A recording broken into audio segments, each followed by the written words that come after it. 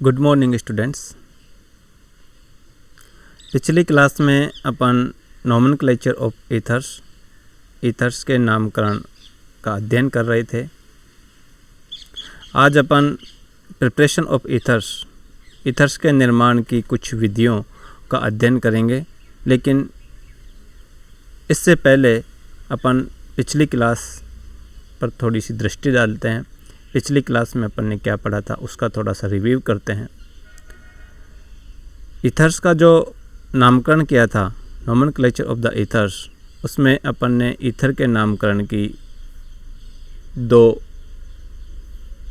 तरीके से उसका अध्ययन किया था। एक तो कॉमन सिस्टम और दूसरा IUPAC सिस्टम।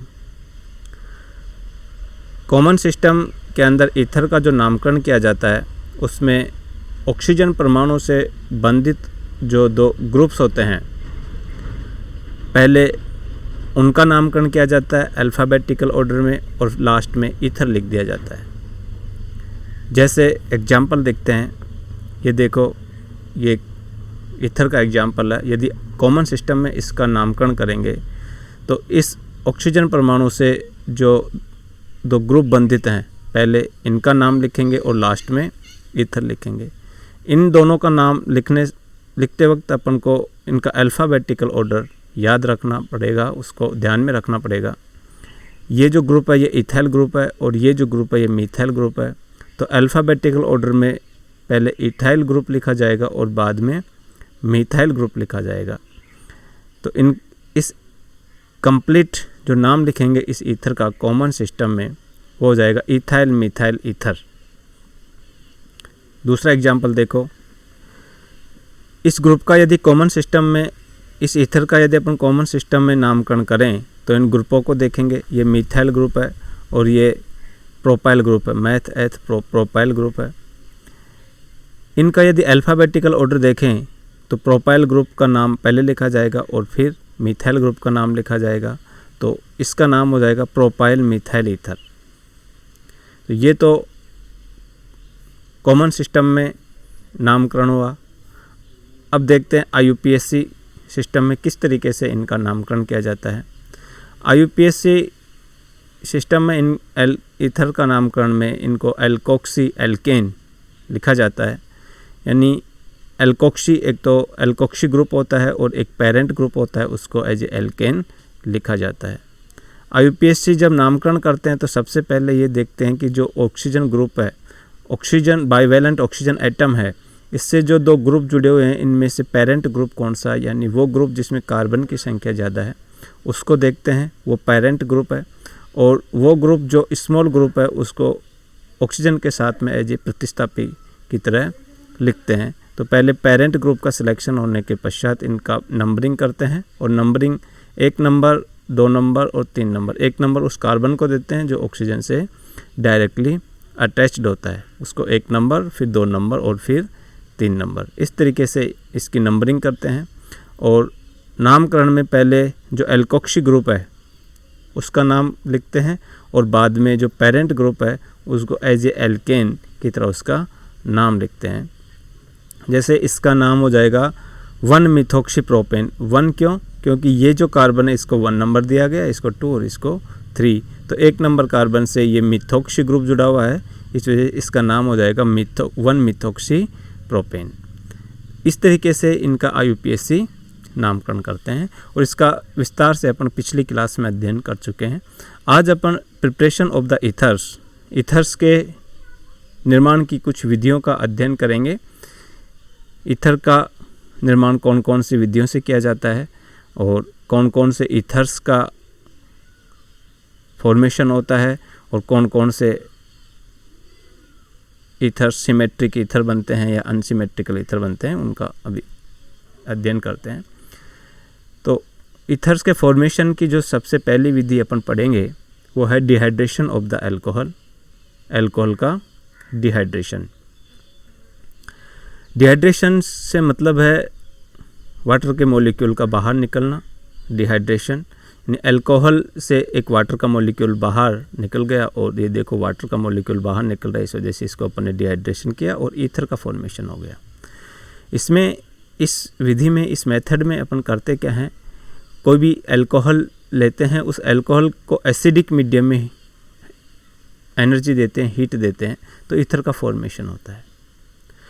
और जब इसकी जो विशेषता है वो ये है कि इस विधि के अंदर जो ईथर बनेगा वो सिमेट्रिक ईथर बनेगा। यहाँ जो वर्ड लिखा हुआ सिमेट्रिक ईथर का फॉर्मेशन होता है। अब जो वर्ड है सिमेट्रिक ईथर, इससे मतलब ये है कि इस बाईवैलेंट ऑक्सीजन से बंधित जो दो ग्रुप हैं, ये दोनों ग्रुप यदि सेम हैं तो ऐसे ईथर को अपन सिमेट्रिक ईथर कहेंगे। एग्जाम्पल देखते हैं, ये इथाइल अल्कोहल है। इस इथाइल अल्कोहल को अपन ने एसिडिक मीडियम दिया और जो ईथर बना वो डाई इथाइल ईथर। कौन सा ईथर बना? Di ethyl ether. इसमें ये भी इथाइल ग्रुप है और ये भी इथाइल ग्रुप है। इस वजह से ये जो ईथर हुआ इसको अपन सिमेट्रिक ईथर कहेंगे।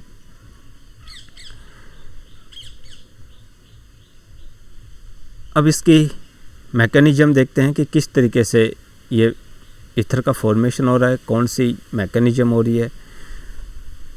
ये देखो, ये अल्कोहल का मॉलिक्यूल है। अपन ने मीडियम कौन सा डाल रखा है? Acidic medium. H2SO4 डाला है तो एसिडिक मीडियम होगा। एसिडिक मीडियम में H+ होते हैं, प्रोटॉन होते हैं।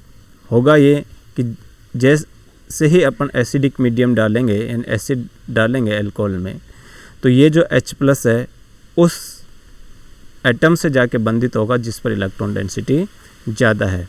और अल्कोहल को यदि अपन देखें ध्यान से, तो अल्कोहल में इस ऑक्सीजन परमाणु के ऊपर 2 लोन पेयर है, यहाँ इलेक्ट्रॉन डेंसिटी ज़्यादा है, तो यहाँ जो ये प्रोटॉन है इस ऑक्सीजन के साथ में अटैच हो जाएगा और जैसे इस ऑक्सीजन के साथ में जुड़ेगा, इस ऑक्सीजन पर क्या आ जाएगा?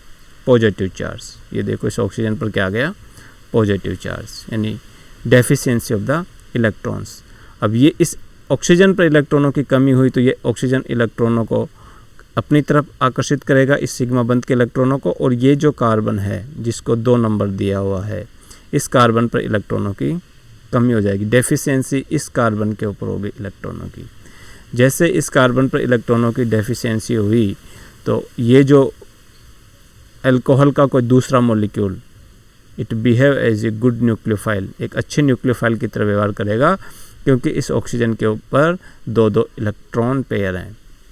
तो ये एज ए न्यूक्लियोफाइल की तरह व्यवहार करेगा और इस 2 नंबर कार्बन के ऊपर ये ऑक्सीजन अटैक करेगा और ये वाटर का मॉलिक्यूल बाहर निकल गया। यहाँ जो मैकेनिज्म हुई सब्स्टिट्यूशन, यानी वाटर का मॉलिक्यूल बाहर निकल रहा है, और जो मैकेनिज्म हुई वो कौन सी हुई? SN2 nucleophilic substitution by molecular reaction. तो ये मैकेनिज्म कौन सी हुई? SN2 मैकेनिज्म के थ्रू ये वाटर का मॉलिक्यूल बाहर निकल गया और इस 2 नंबर कार्बन से इस ऑक्सीजन का अटैचमेंट हो गया, डायरेक्टली बॉन्डेड हो गई। जब इस ऑक्सीजन का इस कार्बन के साथ बॉन्ड बन गया तो इस ऑक्सीजन के ऊपर पॉजिटिव चार्ज आ गया और ये हाइड्रोजन अब एसिडिक बन गई, एसिडिक हाइड्रोजन बन गई। अब ये एसिडिक हाइड्रोजन को या तो अल्कोहल का मॉलिक्यूल या वाटर का मॉलिक्यूल दोनों ही बेस की तरह बिहेव करेंगे और इसको यहाँ से इस पर अटैक करके यहाँ से बाहर कर देंगे और फाइनली अपन को ईथर मिल जाएगा, वाटर का मॉलिक्यूल। ये इसकी कंप्लीट मैकेनिज्म थी, डिहाइड्रेशन ऑफ द अल्कोहल। अब ये जो अल्कोहल है ये 1 डिग्री अल्कोहल है। अब देखते हैं अपन 2 डिग्री और 3 डिग्री अल्कोहल के साथ में क्या होता है। देखो, ये 2 डिग्री अल्कोहल है और ये 3 डिग्री अल्कोहल है। यदि 2 डिग्री अल्कोहल और 3 डिग्री अल्कोहल दोनों को अपन वही सेम कंडीशन एसिडिक मीडियम में हीट दिया तो यहाँ पर ईथर का फॉर्मेशन नहीं हो रहा दोनों के अंदर ही। क्यों नहीं हो रहा? क्वेश्चन यही तो है कि 2 डिग्री अल्कोहल और 3 डिग्री अल्कोहल दोनों के अंदर ईथर का फॉर्मेशन नहीं होता। वो देखते हैं क्यों नहीं होता। देखो, इस मैकेनिज्म को देखते हैं पहले। ये जो 2 डिग्री अल्कोहल है, फर्स्ट स्टेप में तो वही होगा, ये जो प्रोटॉन है इस ऑक्सीजन से जाके अटैच होगा किसी इस ऑक्सीजन के ऊपर 2 इलेक्ट्रॉन पेयर है। जैसे इस ऑक्सीजन पर अटैच हुआ तो इस ऑक्सीजन पर पॉजिटिव चार्ज, चाहे 1 डिग्री अल्कोहल हो, चाहे 2 डिग्री अल्कोहल हो, चाहे 3 डिग्री अल्कोहल हो, फर्स्ट स्टेप तीनों ही अल्कोहलों में समान चलेगा कि इस ऑक्सीजन पर क्या आएगा, पॉजिटिव चार्ज। जैसे इस ऑक्सीजन पर पॉजिटिव चार्ज आया, इस कार्बन के ऊपर इलेक्ट्रॉनों की डेफिशिएंसी हो गई। अब जैसे इस कार्बन पर इलेक्ट्रॉनों की डेफिशिएंसी हो गई तो 1 डिग्री अल्कोहल को देखो, यहाँ पर तो ये अल्कोहल का दूसरा मॉलिक्यूल एज ए न्यूक्लियोफाइल की तरह बिहेव कर रहा है और इस कार्बन पर अटैक कर रहा है। लेकिन 2 डिग्री अल्कोहल में देखो, 2 डिग्री अल्कोहल के अंदर यहाँ अल्कोहल का दूसरा मॉलिक्यूल अटैक नहीं कर सकता। क्यों नहीं कर सकता? रीजन देखो, इस कार्बन से 2 मिथाइल ग्रुप बंधित हैं, एक मिथाइल ग्रुप ये रहा और दूसरा मिथाइल ग्रुप ये रहा। यहाँ पर इस कार्बन से 2 मिथाइल ग्रुप जुड़े हुए हैं, इस वजह से इस कार्बन के ऊपर स्टेरिक हिंड्रेंस ज़्यादा है। 1 डिग्री के बजाय यूँ कहूँ जस्ट डबल है कि 1 डिग्री के अंदर तो क्या था, एक ही मिथाइल ग्रुप जुड़ा हुआ था, यहाँ 2 मिथाइल ग्रुप जुड़े हुए हैं। तो स्टेरिक हिंड्रेंस ज़्यादा होने की वजह से यहाँ पर न्यूक्लियोफिलिक अटैक नहीं होगा। और जब न्यूक्लियोफिलिक अटैक नहीं होगा तो ये जो वाटर का मॉलिक्यूल है अपने आप में स्टेबल है, तो इसके साथ में अटैच नहीं रहेगा और ये वाटर का मॉलिक्यूल बाहर निकल गया और ये 2 डिग्री कार्बोकैटायन का फॉर्मेशन हो गया। जैसे ही 2 डिग्री कार्बोकैटायन का फॉर्मेशन हुआ तो इस कार्बन के पास जो ये कार्बन है इस पर लगी हुई हाइड्रोजन एसिडिक नेचर की हो गई। अब एसिडिक नेचर की है तो इस रिएक्शन मिक्सचर में उपस्थित वाटर का मॉलिक्यूल और खुद अल्कोहल एज ए बेस की तरह भी व्यवहार करेंगे। और यहाँ पर एसिड बेस, ये देखो यहाँ पर ये 2 डिग्री कार्बोकैटायन है, यहाँ पर ये H+ जो बाहर निकल रहा है वो या तो इस CH3 से निकलेगा या इसी H3 से निकलेगा, क्योंकि इन दोनों की केमिकल प्रॉपर्टी सेम है। इस वजह से यहाँ पर एसिड बेस रिएक्शन होगी और ये प्रोपीन एल्कीन का निर्माण हो गया। दूसरी जो पॉसिबिलिटी है, थ्योरेटिकल पॉसिबिलिटी, वो ये है कि इस कार्बोकैटायन के ऊपर अल्कोहल अटैक करे और ईथर बने, लेकिन नहीं करेगा, लेकिन अटैक नहीं होगा due to steric hindrance. Steric hindrance की वजह से अटैक नहीं हो पाएगा और अटैक नहीं होगा तो ये ईथर नो फॉर्मेट, ईथर का निर्माण नहीं होगा। अब यहाँ देखो ये जो स्पीसीज बनी प्रोटोनेटेड प्रोपेन टू ऑल जिस पर प्रोटोनेटेड हो चुका है, यहाँ से इस कार्बोकैटायन का फॉर्मेशन हो रहा है। यहाँ जो स्पीसीज बनी ये क्या है, प्रोटोनेटेड प्रोपेन टू ऑल, यानी प्रोटोनेटेड अल्कोहल है। और 1 डिग्री अल्कोहल को यदि देखें तो यहाँ भी प्रोटोनेटेड अल्कोहल है, यहाँ पर भी तो ये वाटर का मॉलिक्यूल बाहर निकल के कार्बोकैटायन का फॉर्मेशन कर सकता है, जैसे यहाँ हो रहा है। यहाँ पर देखो, यहाँ कार्बोकैटायन का फॉर्मेशन हो रहा है, वाटर का मॉलिक्यूल अपने आप बाहर निकल रहा है, SN1 मैकेनिज्म हो रही है, तो यहाँ कार्बोकैटायन बन रहा है, यहाँ भी तो कार्बोकैटायन बन सकता है। क्वेश्चन ये है दिमाग में आ रहा है, देखो ऐसा क्यों। यहाँ पर जब वाटर का मॉलिक्यूल बाहर निकल रहा है तो जो कार्बोकैटायन बन रहा है वो 2 डिग्री कार्बोकैटायन बन रहा है, और यहाँ पर यदि ये वाटर का मॉलिक्यूल बाहर निकलेगा तो जो कार्बोकैटायन बनेगा वो कौन सा बनेगा, 1 डिग्री कार्बोकैटायन बनेगा। तो 1 degree carbocation is less stable then 2 degree carbocation. इस वजह से 1 डिग्री अल्कोहल के अंदर जब प्रोटोनेटेड अल्कोहल बनता है तो वहाँ पर कार्बोकैटायन का फॉर्मेशन नहीं होता, क्योंकि जो कार्बोकैटायन बनेगा वो 1 डिग्री बनेगा। और दूसरी बात कि यहाँ पर स्टेरिक हिंड्रेंस कम है, इस वजह से अल्कोहल का जो दूसरा मॉलिक्यूल है वो इजीली अटैक करता है और SN2 मैकेनिज्म के थ्रू रिएक्शन हो जाती है।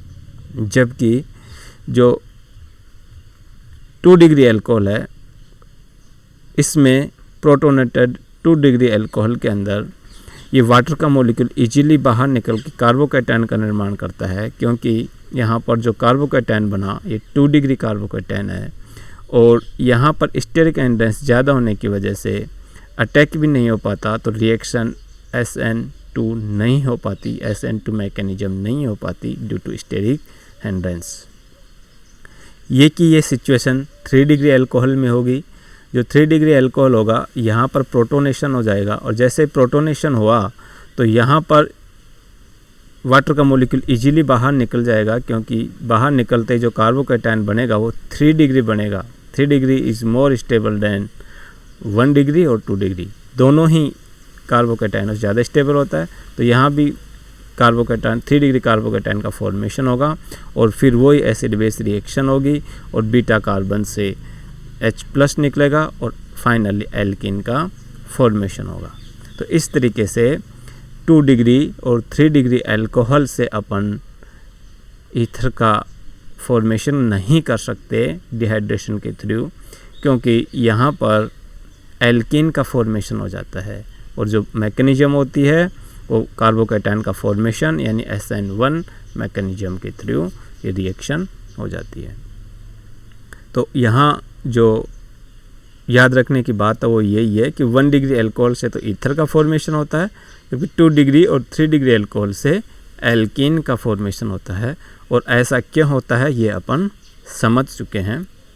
थैंक्स स्टूडेंट्स, आज की क्लास में अपन इतना ही। कल की क्लास में अपन ईथर के फॉर्मेशन की जो दूसरी विधि है विलियमसन ईथर सिंथेसिस, उसका अध्ययन करेंगे। थैंक्स।